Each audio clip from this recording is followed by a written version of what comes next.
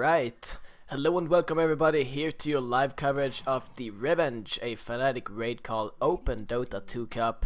My name is Boberg and I will be your shoutcasting host for tonight, and I won't be alone. I have the pleasure of having audio with me here today for some competitive insight. Welcome to the broadcast, man. Thank you, man. I'm super excited. Yeah, And me I too. just wanna say one thing. I'm representing my team here, Evo Dota 2, and Yeah. I'm glad to join you, man. It's gonna be cool to help you out through the shoutcast, and let's hope we get a really good game here. It's Like, of two course, really good teams. it's two very good teams, as you said. We are currently in the semi-finals. By the way, if you want to check out the brackets, you can go to play.fnatic.com. Every information should be there, so check that out. And also, if you haven't downloaded Raidcall yet, you should do that and go to Fnatic's channel. 1337 is their channel password, so check that out as well. You can win prizes even. I can't really recall exactly what the prizes was, but it's some pretty nice stuff, some computer gear and stuff coming from Fnatic. Also, if there's anything wrong with the volume or anything, just state so in the stream chat, and I'll try to fix it. But let's focus on the game now. We have the Tough Bananas, also known as Copenhagen Wolves, on the Radiant side, and No Tidehunter plays on the Dire side. And by the way, the Tough Bananas have recently left Copenhagen Wolves.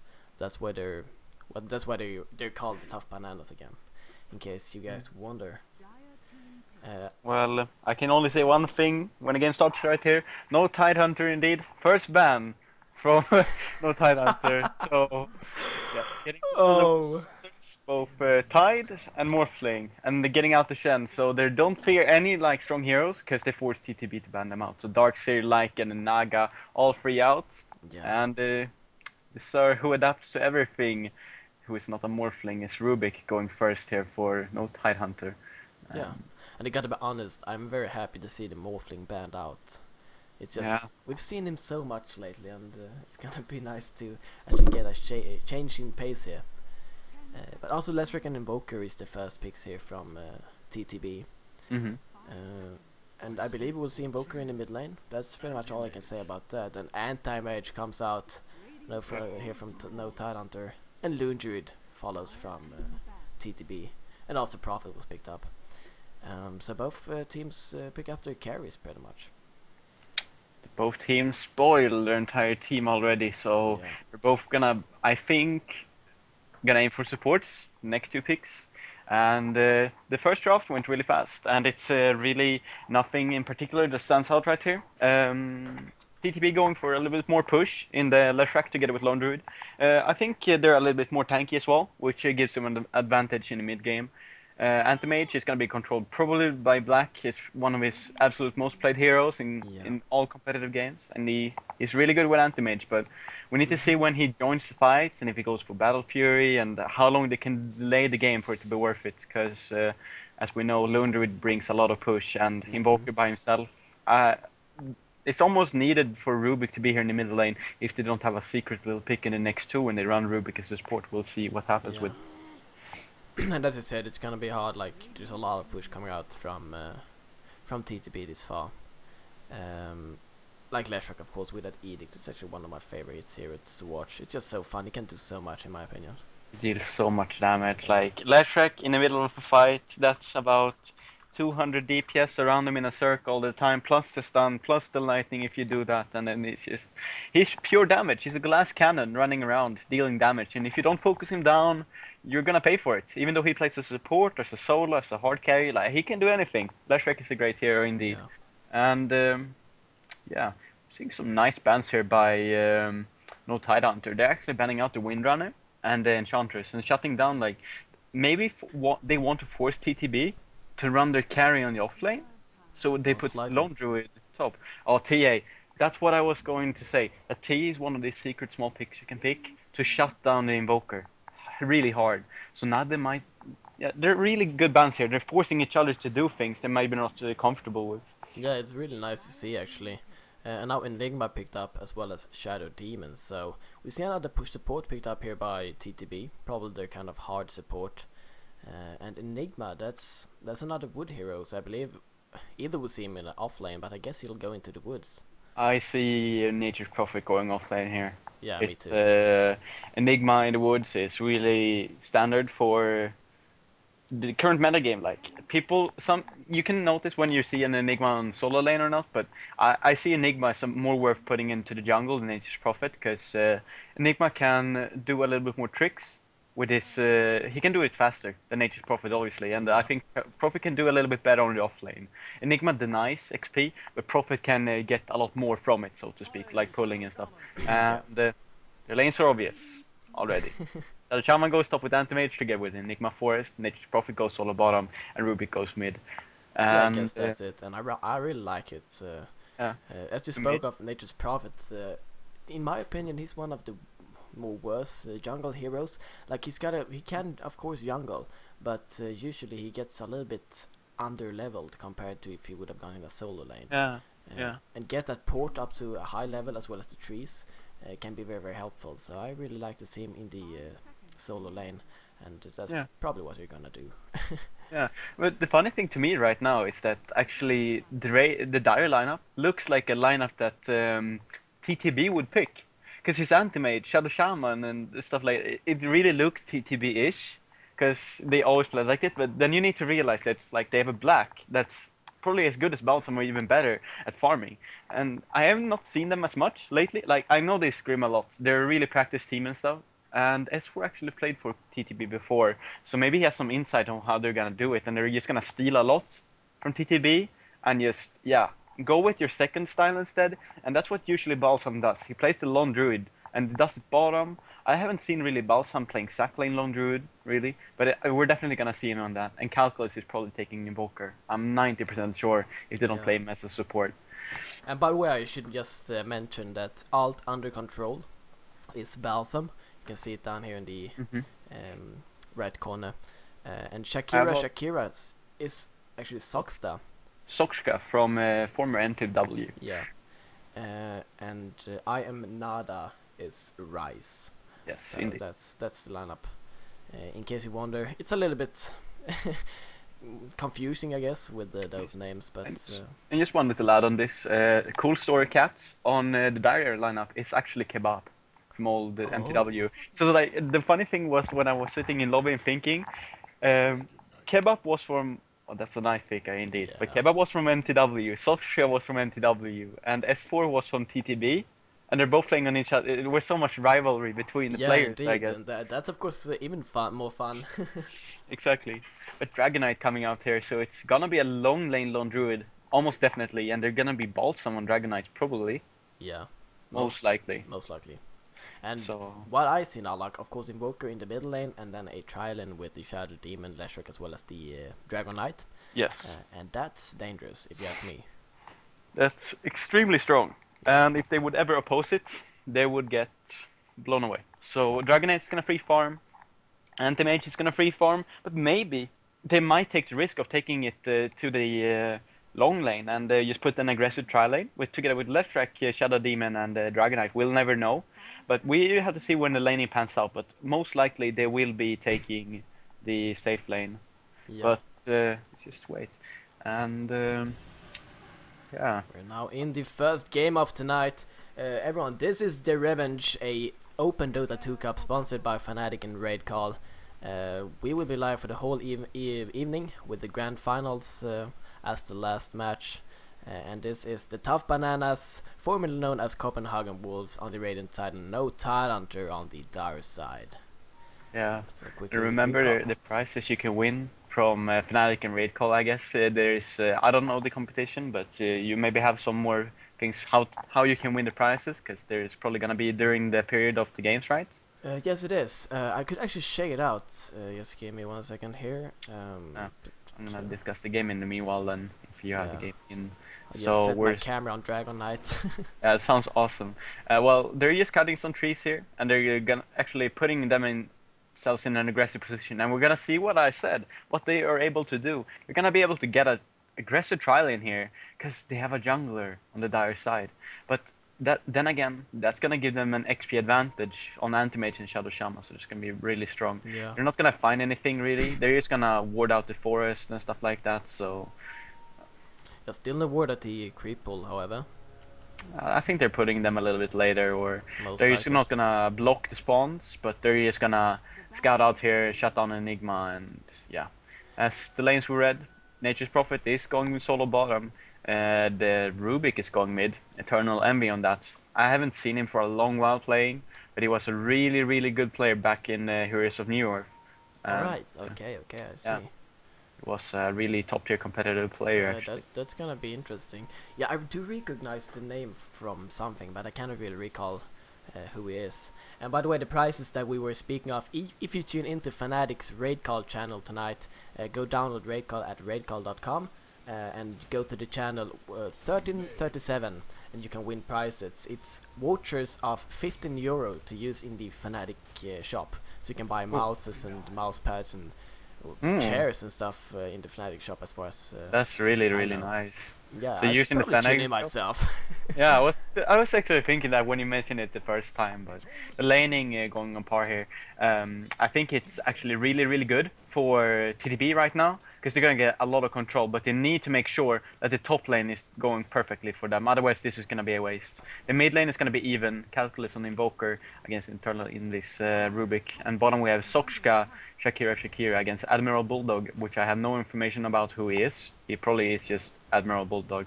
And top lane. Yeah, he is. He's like a very famous Lone Druid player.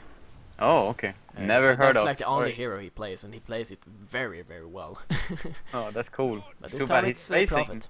he's facing the Lone Druid, so he must know how to play against it then. Exactly. And that's really good. And yeah, we're seeing Rise, Balsam, and Nino on the top lane here with the tri-lane of Dragon Knight, Lefrak, and oh, we might see Anti-Mage in some trouble. He's got the blink, however, but there's the disruption. Will they be able to get this one? I do not think so. He's gonna blink away to save it. But that's exactly what I spoke about in the picking phase. They've got a lot of disables in this tri-lane.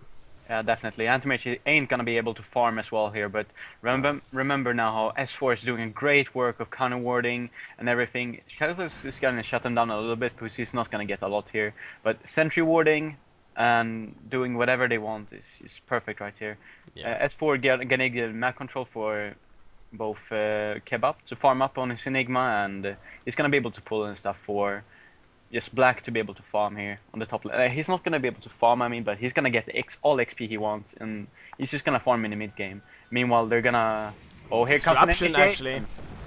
And there's the stun. That's actually both stuns on the same time. That's a little bit of a miscommunication there. Yeah. Dragon Knight as well as the Split Earth. Both like on top of each other, so... That's a little bit too bad. The Balsam not trusting the...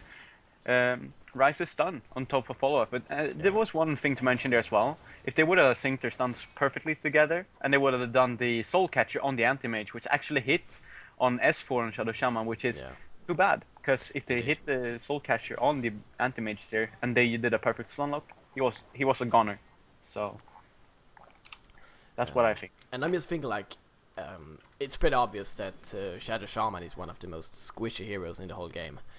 And this very dangerous and aggressive tri-lane from TTB. I think if they manage to catch Shadow Shaman out of position, it's of course a sure kill, pretty much. Yeah, definitely. That's why he's not even bothering to be in the lane. He's just running around, taking down wards, pulling the creep camps, and Black is the one who takes all the stuff in the front, right? Yeah, pretty much. And Black, has he bought anything yet? I don't think so. He bought a stick. Oh yeah, that's true. Yeah, and he has Poor Man's Shield, so he's really tanky of an Anti-Mage. Like, he has Spell Shield, he has Blink, and he has Stats. Yeah. And I probably think he's gonna go maybe even 2 levels more of Stats, just to get like as much HP as possible to be able to survive. We're seeing a lot of pings here, and I do not understand why. But the laning overall, I think bottom is gonna be a good lane for the Lone Druid. But we're seeing Prophet is equalized in the lane right now. Probably because he's just right-clicking treants on the Lone Druid, but as soon as Lone Druid hits 5, the lane is gonna change completely. You can tell them why. Yeah, and actually something that's surprising, Eternal Envy on this Rubik in the middle lane. Check the creep stats between him and Invoker. Yeah, it's as expected. It's mostly an even lane, in my opinion. Rubik, you can play well against him. or you can get what I think Calculus has done now. He's been roaming a little bit too much on runes and lost a little bit of lane control. And he's checked the creep stats. They talk for themselves. Look at the XP. Calculus is exactly one level behind, and he has almost as much XP as Eternal Envy needs for his next. Actually, Eternal Envy needs 20 XP. Calculus needs 30. Yeah. Actually, 29 to be perfectly. Yeah. Perfect, but that just means that Eternal Envy is gonna dominate this mid lane. Calculus is gonna have big troubles here, and I don't see Calculus coming back from this now. He just needs to get some nice levels up now and just be able to move on the map. Because right here, Eternal Envy has a huge advantage. And they're gonna have to use this Rubik to his fullest potential. Otherwise, we're gonna see Black getting shut down totally, and the Balsam getting good farm on Dragon Knight, because he's equal to the Rubik in farm. And the only one topping that is Enigma, obviously, farming in the forest freely. Yeah. And I'm just like thinking, in my opinion, as far as I'm concerned, Rubik, the first like 2 or 3 levels, he's not the strongest middle lane hero. But when he gets level 4 and level 5 and get the Fade Bolt up a couple of levels, then he starts to be really, really dangerous. Yeah, exactly. And it's not mainly dangerous to kill someone, but it's the drain damage you get. You're almost unable to last hit, especially against really good players, so to speak. And that's what I think Calculus is feeling right now. Yeah. He's gonna keep feeling. And Eternal Envy is just gonna continue to have his great time here in the middle lane. We see him doing some ball crowing as well to get mana for that Fade Bolt. It's just such a great tool for harassing and last hitting overall. It's definitely, as you said. And top, actually, one thing that's a bit surprising to me is that Dragon Knight has the exact same XP as Leshrac. So they're all staying in the lane. Yeah, they're all staying in the lane except Shadow Demon, and I think this is fine for right now, because they need XP on the Leshrac. Shadow Demon can be a little bit without, but they don't have the Forester. Remember now, Enigma is the one free farming, and they're just gonna put a lot of trust in their other lanes. Like the thing is, you need to think about what they can do. Like if Leshrac would be underleveled, he wouldn't do as much against the heroes of the Dire, so they need a bit of levels on him. Yeah. So they definitely need to trial to shut down Anti-Mage here, but Black is doing a great job. He's getting the last hits here from S4's pull. They haven't blocked this again, which I think is a mistake, but I think moving right now for the support would be really good, as long as Balsam stays really careful up top, and they just de-push the lane, because, don't do it. Whoa! It's not the first blood, but it's still not so good for the Dire blood. We're seeing Calculus stuck here with creeps, and he comes in at TP. Yeah. It's Admiral Bulldog. Yeah, he's in trouble. There's the trees. He has a couple of right clicks. Calculus can't get out. He's stuck. He's gonna die here. He's gonna be the first blood. Admiral Bulldog taking the first blood of Calculus, questionably diving the tower really far. I don't know what this was. Well, and Loon Druid just died to the tower or something. Yeah, something like that. And even more free time in middle lane. Enigma having free time, it looks really, really, really good for NTH. No Tidehunter here. They're having a good early game. Like Enigma sits at 43 last hits. Of course he's in the jungle and he's killing this small camp a lot. So he's not getting pretty much the same farm as the lanes, even though he's this high on last hits. But he's still doing a great job. If you're checking on net worth, he's actually not that high, but still, he's free farming and getting free XP and stuff. Like this is worth with having Enigma, because they're not doing that many kills up top right now. Equals NTH is winning on this. They're getting an XP advantage. Anti-Mage is still gonna farm. He's still an Anti-Mage, you know. Yeah. So we're seeing here the smoke from the support. This is what I want to see. They need to move now, because they need to set something up on internal Invi here, or they're gonna go for maybe Kebab in the force. No. It looks like they're going towards the middle lane. There is an invincibility rune on Rubik, however, so I believe he should be fine. They need to chain stun this. Where's the disruption? Oh, there we go. Split up will continue. Soulcatcher also hitting, and the internal Envy taking a lot of damage. There's the tornado as well. A couple of he steals it, but he's still gonna go down. Rubik. You were perfectly fine, Eternal Envy. You didn't need to throw the tornado. He got the invis off just before the stun hit. Oh yeah, he was gonna survive. It's too bad, but really nice gag, I must say. TTB taking a good gank there on Rubik and getting Calculus. Well, who got the kill even? It was Shadow Demon. So Shadow Demon getting a bit of gold, probably a pair of boots here coming up. Yeah, boots and wards. That's awesome for Shadow Demon to have right now. And we see Who is farming up top now? Yeah, Black is back. And oh, disruption and enigma. A lot of Eidolons here as well. There's the flame and Shackle hits. Black is pounding as much damage. Malefice is there as well. I do believe this is a kill for the dragon. Yes, he goes down. Shadow Shaman gets that one, and 3 for 1. So like, sure, it was a nice gank just a couple of minutes ago from TTB, but instant response from NTH. Yeah, Balsam getting a bit caught out with Dragonite here, and yeah, this is the pay you get from having an aggressive tri lane. Yeah. They still have a Shock as a main carry down bottom lane probably, so they don't have to fear too much about carries and stuff, but it's an Anti-Mage gonna farm now. He has his Ring of Health and he's gonna go for the Battle Fury later on. But how is the bottom lane going right now? Has Sochka paid off here? Yeah, we're definitely seeing the losses of Sochka. He's the biggest one. That name, man. That name. Yeah, he's a tongue twister, but he's taking care of bottom now, as it should be.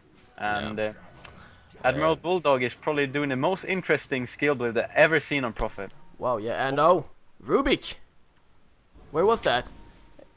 The Nino getting killed at the top rune almost. Oh yeah. So much burst damage from that Rubik, man. Yeah, he's got the tornado as well to help him out. Yeah. He's doing a really good job, I have to say that once again. He's a 1 for 1. He did die once because of the gank, but he's still doing very, very well. Need 3 guys to take this guy down. He's gonna be a dominating force this game. Yeah. And what do you think he's going for now? He's got arcane boots. And what do you think he's gonna go for next? Is it the drums, force staff? I definitely think he's gonna go like every Rubik does right now. It's really popular to have both force staff and dagger, and just be the annoying type of Rubik. But what skills does he have to steal? Maybe you're gonna go more utility on this type of Rubik. Oh, they're moving aggressively up top here. Are we gonna get caught out? Oh, the Nino, there's a stun. Shackles as well. He's gonna drop very, very fast. All those Eidolons, disruption, nice one, but he's still gonna fall. And there is actually Black takes a stun from Dragon Knight. Enigma picks the SD up, and oh, tornado! Nice little juke there from Balsam. It was a really nice pick-off on Nino. Too bad he couldn't save himself with disruption, but yeah, it was a really nice pick-off for NTH yet again. They're getting the lead up here. Like, Kebab was just like, oh, a Shadow Demon, I'm gonna stun you and you're gonna die kind of deal. Yeah. It's too bad Eternal Enemy didn't catch Rubik. Here. He's got the lightning now. He stole it from the Leshrac. Calculus also up here. He's lifted up into the air. Where's the Malefice? There we go. And oh, he drops so freaking fast. He gets the tornado off. Speed up hitting on the Anti-Mage. Now he's actually Shackles on Leshrac. He's also gonna fall. 2 kills for no tide under already. And wow! They're just dominating right now. This is so amazing. And they're doing really good team play here. They're just gathering up, getting a lot of kills. They're gonna get a lot of pressure. And this is just shutting down TTB. Where is their farm coming in? Where are they gonna be next? Like, they're gonna come back to top. They're maybe gonna die again. That's the mindset like TTB is gonna have in their head now. They're gonna probably die again over and over if they keep coming top. Black is gonna fall. Oh, disruption coming off here. Oh yeah, this might be a kill actually. Anti-Mage taking a lot of damage. There's the stun. Oh, he's dropping very fast. Oh, the blink in the last second. There was one mistake here by Nino. Actually, Balsa maybe being too hasty on the fire breath, because the fire breath would have killed Anti-Mage definitely. And I don't know. It's just a miscommunication probably, but it would have been a really nice kill. It's too bad it didn't get it here. Yeah. It's really important to note Anti-Mage actually skilled 1 level of the mana break, so he's gonna take some extra damage from the disruption here. To a great extent, it's gonna be really hard for Anti-Mage to survive later on, I think, when he has to level up that mana break. And he's picked up the Ring of Health now. I probably showed it on the screen, but I haven't mentioned it. I guess he's going for the Battle Fury. He's definitely going Battle Fury. It's a burning build here. Stats and 1 level of each. Oh, we're seeing bottom. He's gonna bottom. Soxta, there's the stun. Entangle and Admiral Bulldog. It takes a lot of damage, but Soxta still gonna drop. He gets the tower. Wow. There we go. Tower dies. Eternal Envy takes the kill. Yeah. So, yeah, Envy getting more kills than that Rubik. He's gonna be a fat one, and they're gonna get a lot out of it. He's playing it really well thus far. He's not still the correct skills lately, but he's exactly where he needs to be. He is where the kills are, and that's what matters right now for Rubik here. And we're seeing a tower going down bottom. That's good for TTB. They needed that because extra gold right now is so important. Oh, Leshrac getting caught up here. Yeah, he's gonna drop. Wow. Giving it to Black here. Yeah. They gave me the kill to Black. Really good. So NTH is gonna get even closer to that Battle Fury. Kebab could playing check the really net worth nicely of with him. positioning here on Enigma. He sits at... um, Oh yeah, go on. Oh yeah. well, I would just like to mention that Soxta on this Loon Druid, it's pretty much, he's farming decently, well, pretty good even, and he's pretty much the only hope for TTB, and him dying there was like very crucial, because he had a lot of net worth, he was on par with Rubik even, but now it dropped. So well, it's also because he got the tower for his team, and we're gonna see top tower drop. It's down. It's down. It's not even worth discussing because S4 dropping the wards, towers going down, so the towers are equal. We're seeing Calculus harassing Black layer a little bit, but we're seeing Tornado EMP and deny from Calculus. Oh whoa, yes, he got that one. Nice play there. It's really well played by Calculus. That was impressive deny, and that's a blow to no Tidehunter. We're seeing Sotka wanting to harass some. Towers can only die once, so that's definitely great for TTB, but they are still falling behind, like, just check the kills. The gold graph, it's 4k in favor of no Tidehunter. XP, oh wow, 10k. Yeah, XP is the most, or the biggest part. And here, Admiral Bulldog dropping here. That's a kill they need. It's definitely a kill they need, but mid tower is dropping slowly. We see a board back here now. Who is it? It's Calculus. What did Rubik steal? It was the EMP. Yeah. Right. But what we were talking about in drop already, they have a lot of push. The Dragon Knight adds let's Calculus up and just the EMP as well. We see Enigma also coming in. They might want to go for this one, Calculus.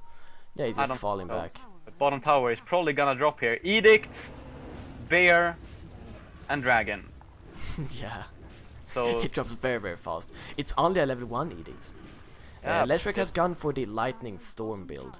Yeah, which is questionable. Initiation here in middle lane. Nino probably getting caught out. Drop down on the low ground. He's gonna drop down. Eternal Envy doing a really, really nice drop. It's too bad he didn't really have any follow-up, the Nino, so to speak. And yeah, we're gonna probably double EMPs.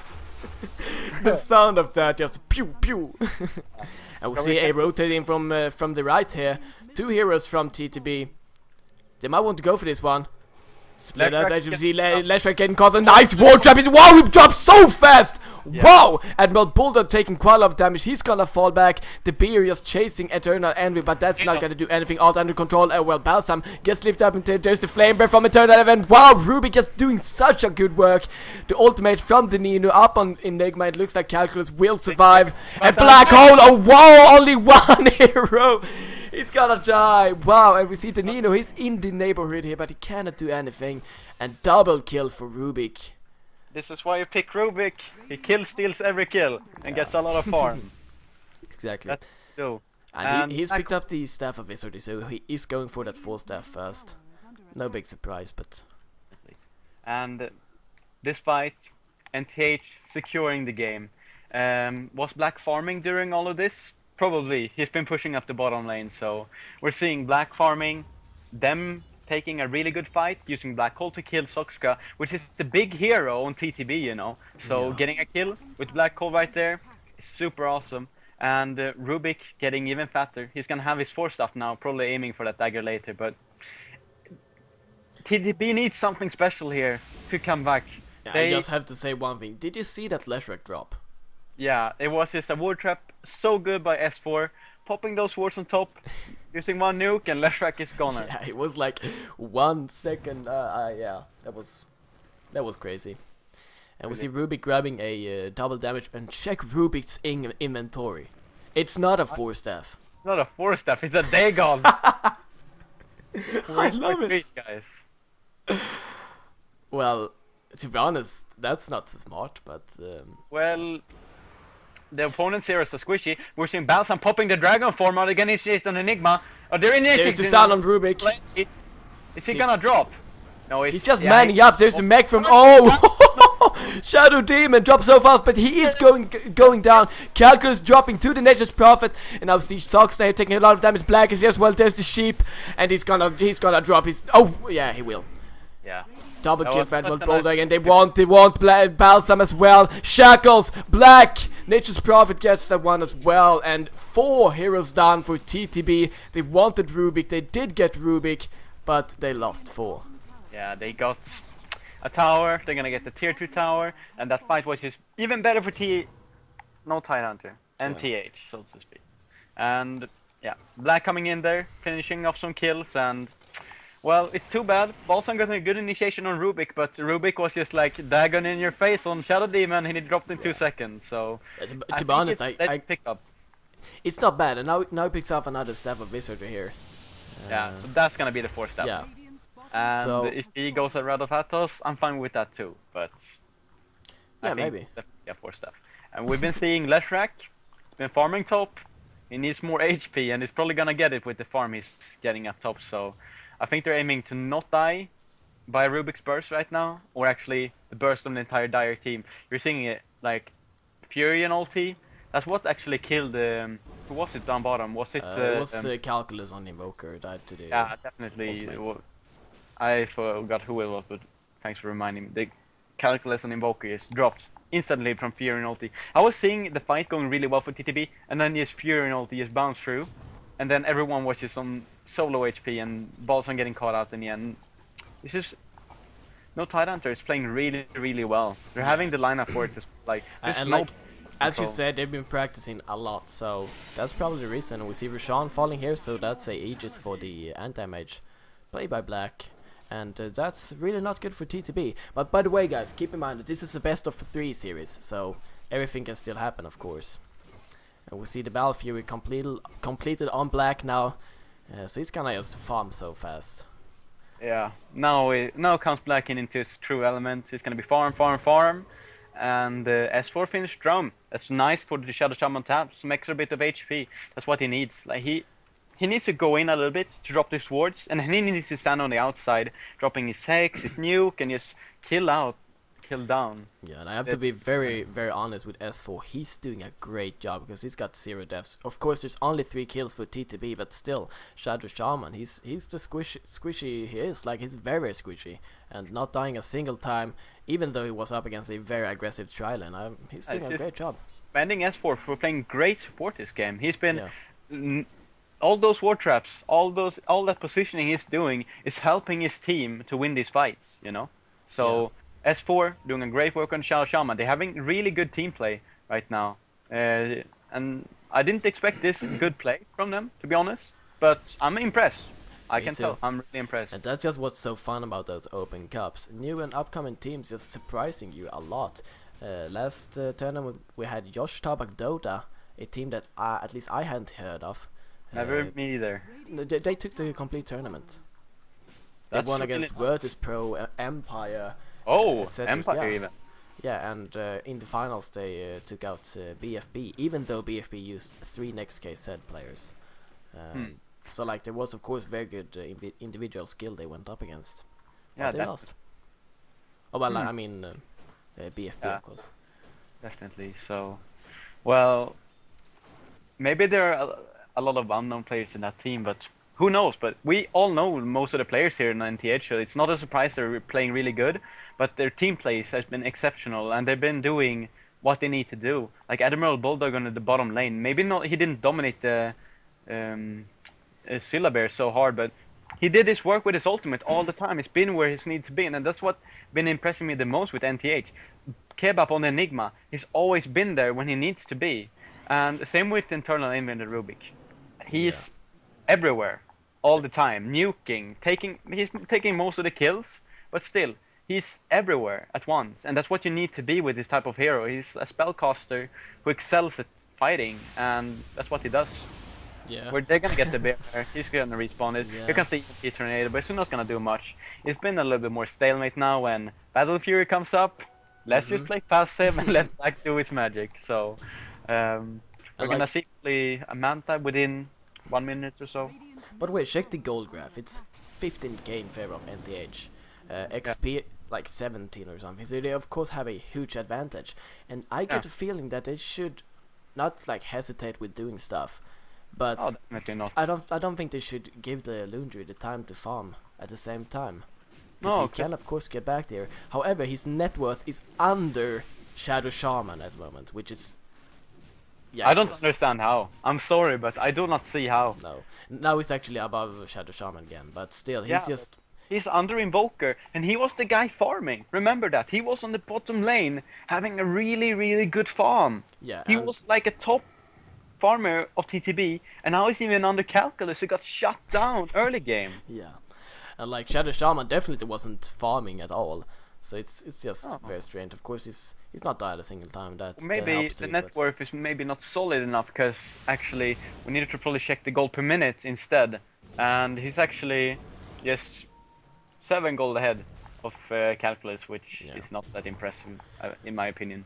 I agree. He won his lane and he did get some pretty nice time down there. So I don't know how that's going on. Sock stopped playing this Lune Druid. He's a great Lune Druid player as well. So keep that in mind. He's very familiar with the hero. We're maybe gonna see Rice getting picked off here. Oh, they're saying Rice is walking into the smoke. It's guys here. Never mind, they're gonna play it carefully, and that's good.